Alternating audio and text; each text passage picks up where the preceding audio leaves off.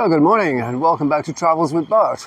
Today we're at a very unusual temple in Thung Song District, which is at the bottom, the southern end of Nakhon Si Thammarat Province. So I'm a couple of hours from home. The temple is called Wat Kang Pla, which means fishbone temple. So you had a very quick look from upstairs, and it had to be a quick look because it's insanely windy this morning. So I didn't want to risk losing the drone, but I also wanted to show you the aerial view. Well, I could only find one website that offers any explanation as to why it's called Fishbone Temple. It's supposedly some Chinese princess escaped from Mongolia about 800 years ago and ended up being shipwrecked somewhere near here.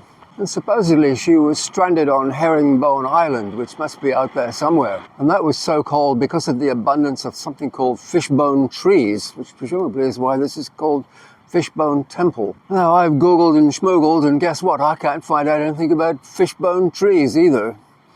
So it's all a bit of a mystery. Now, obviously, this place isn't 800 years old. According to the same website, it was founded during something called the Ratanakosin period, which I'm afraid is rather vague. That ran from 1782 to 1932, so it doesn't really tell us much about the place.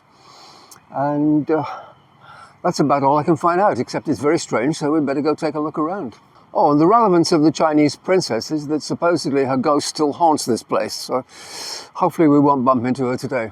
Anyways, we'll leave Bert here and we'll go see what we can find. Well, the first thing we find is statues, lots of them. And they all represent characters from the famous Khon dances or plays. And for this to make sense, I need to give you a very brief overview of Khon. Google Translate's called it a pantomime, but I don't think that's a very good translation. And if you can hear lots of firecrackers in the background, that's because it's Chinese New Year. Or I should call it Lunar New Year. Anyways, Khon dances are more of an elaborate play with a very ancient history.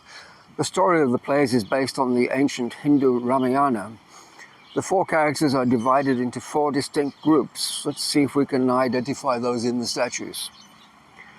There must be the Nang, or ladies. Then we have the Pra, or lords. Followed by the Yak, or ogres. And finally the Ling, or monkeys. Yep, I think they're all present and correct. And it looks like the top of the temple is designed around the Khon masks. I don't know if we can go inside. Let's go up these steps and take a look.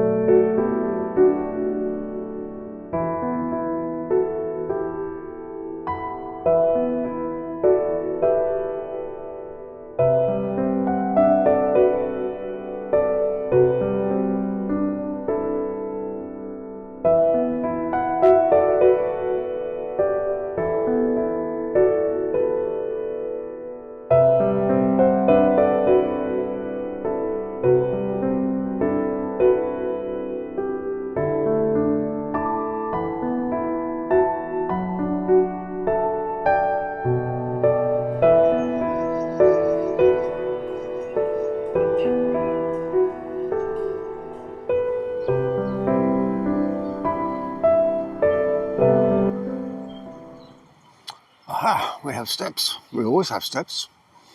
Looks like we can go see the upstairs view, not to be confused with the upstairs view we saw earlier.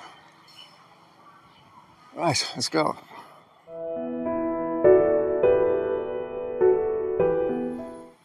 But I don't think I'm going to go up those.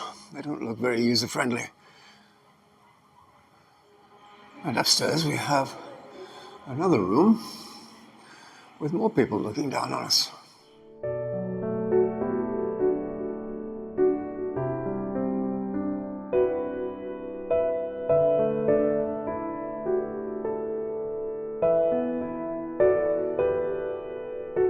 Well, we're none the wiser as to why the place features Khon statues. Nor did we find out when the place was built, but it doesn't really matter. It's certainly an interesting building, not your average temple. And yeah, I've enjoyed the visit. I hope you did too. So for now, it's goodbye from Bert and it's goodbye from me. Goodbye!